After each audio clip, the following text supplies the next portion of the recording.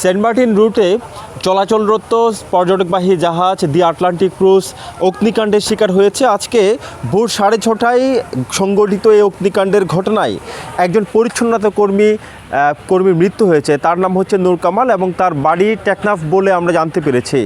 ঘটনার পরপরই কোস্টগার্ড এবং এখানে যারা জাহাজ মালিক সমিতির নিয়োজিত কর্মীরা তারা মাছ ধরার ট্রলার নিয়ে তাৎক্ষণিক আটকে পড়া ক্রুদের উদ্ধার করে নিয়ে আসার কারণে বড় ধরনের প্রাণহানির ঘটনা থেকে রক্ষা পেয়েছে বলে এই জাহাজ আমরা জানতে পেরেছি। পাশাপাশি আরেকটি বিষয় জানিয়ে রাখতে চাই, প্রতিদিন সকাল 7টার সময় সেন্ট মার্টিনের যে জাহাজগুলো রয়েছে সেই জাহাজগুলো নুনিয়ারছড়া BIWTA ঘাট থেকে সেন্ট মার্টিনের উদ্দেশ্যে ছেড়ে যায় এবং এই জাহাজটি ঠিক 6:30টার সময় নুনিয়ারছড়া ঘাট থেকে কিছুটা দূরে নোঙর করা ছিল। সেই নোঙর করা অবস্থায় এই জাহাজে অগ্নিকাণ্ডের ঘটনা ঘটে। তবে BIWTA বা ফায়ার সার্ভিস আমাদেরকে জানিয়েছেন ইতিমধ্যে তদন্তে উঠে এসেছে শর্ট সার্কিট থেকেই এই অগ্নিকাণ্ডের ঘটনা ঘটেছে।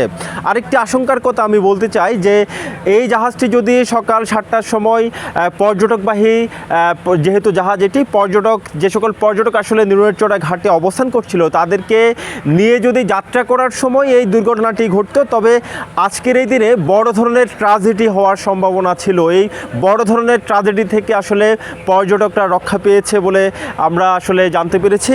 এবং এখানে যারা পর্যটকরা ছিলেন, যারা সেন্ট মার্টিন যাওয়ার জন্য অপেক্ষা করছিলেন, তারাও এই ঘটনায় অনেকটা উদ্বেগ এবং উৎকণ্ঠিতভাবে উৎকণ্ঠা প্রকাশ করেছেন।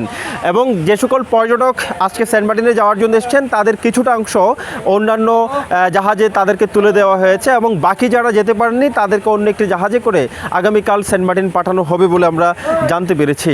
কক্সবাজারের নুনিয়ারছড়া ঘাট থেকে এটুকুই ছিল এখানকার অগ্নিকাণ্ডের ঘটনার সবশেষ খবর।